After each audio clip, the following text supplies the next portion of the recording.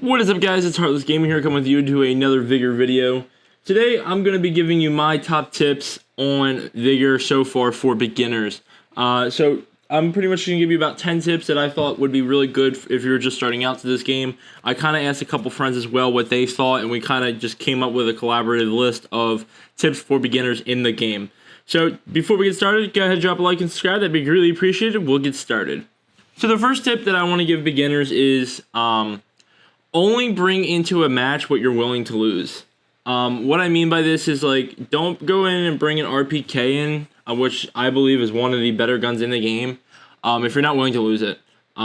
Basically, like, you could buy insurance with crowns. It's like 60 crowns for your team. You can buy insurance for a game.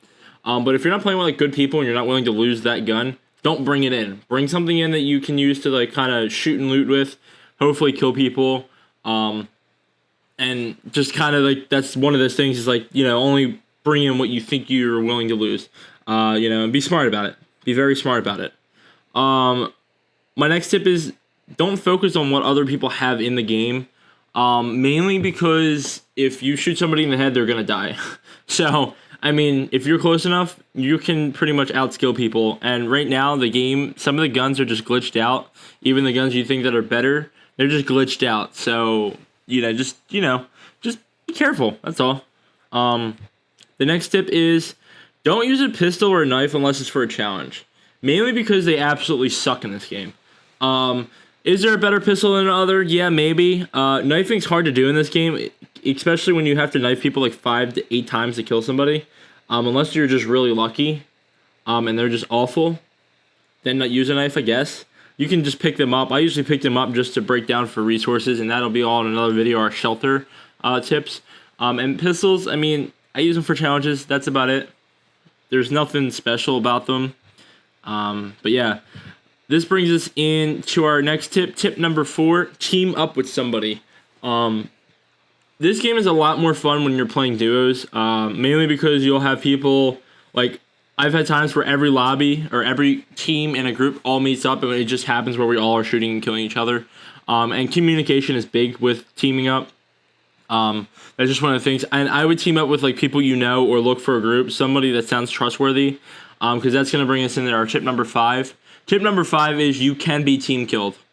So going back to duos and everything, for this tip, that's why I said it's responsible that you team up with somebody that you know. I've joined the random games with random people, and before you know it, you're shot right in the back of the head right when the game starts. I've messaged people, and they're like, oh, I just wanted your gun. Like, there's just people out there that just kind of want your gun, and they're willing to just shoot you for it. And another thing is, you're shooting your teammates actually does count for challenges, so that's why I think some people do that. I mean, you'll see people become threats right away when the game starts. It's because they're probably killing their teammates, or they're giving your teammates the loot that they have. They're kind of splitting the loot in that sense.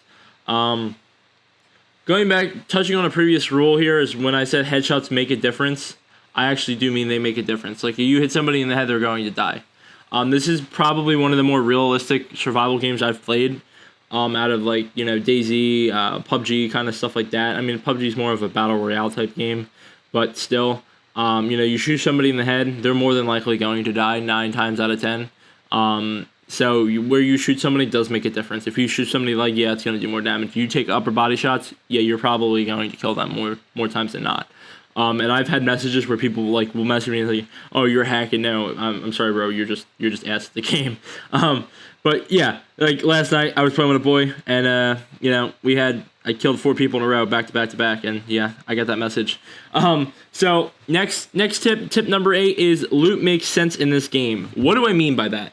Well, I basically mean in a gun box, you're gonna find a gun. You're not going to find gasoline.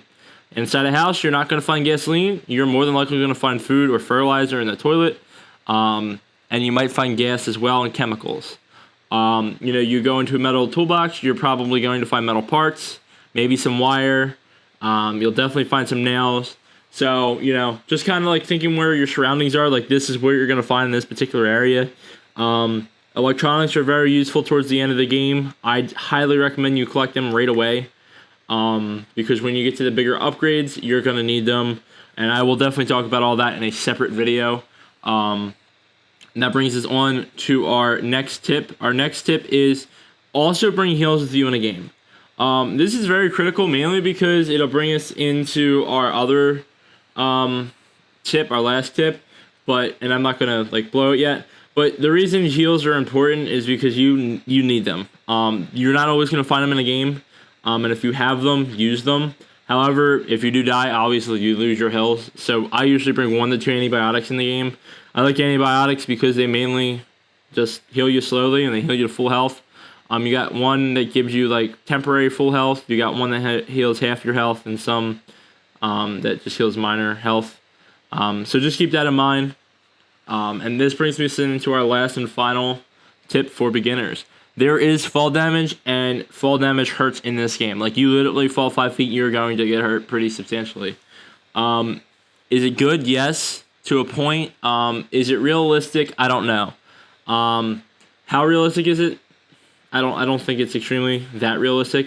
But you do gain a substantial amount of health, and I have died in the past from fall damage. So that's why it's important to bring heals from tip number 9 to tip number 10. That's kind of the translation there. So it is critical that you guys are paying attention to your surroundings and just make sure you're looking out before you actually fall and hit a rock. But yeah, guys, that's what I got for today. Those are our top 10 rules for success in Vigor for multiplayer. Tell me what you guys think in the comment section below. If there's any other tips you'd like to give beginners or any other tips, maybe I'll make a second video.